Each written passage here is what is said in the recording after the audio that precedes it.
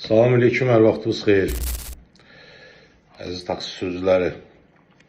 Hamı danışır, bu aeroportu bağladılar, filan elədilər. Keçən il maşınları bağladılar, heç kim acından ölmədi.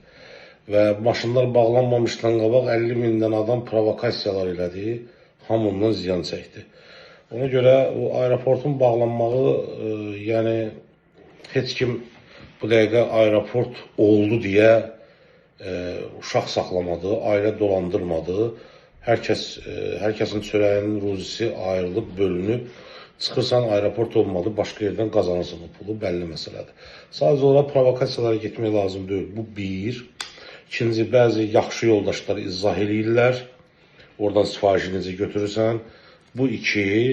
Üçüncü məsələdə mən sizə əvvəlcədən həmişə deyirəm. Oxuyun, sertifikatınızı alın, başqa yollar axtarmayın. O düzgün iş deyil.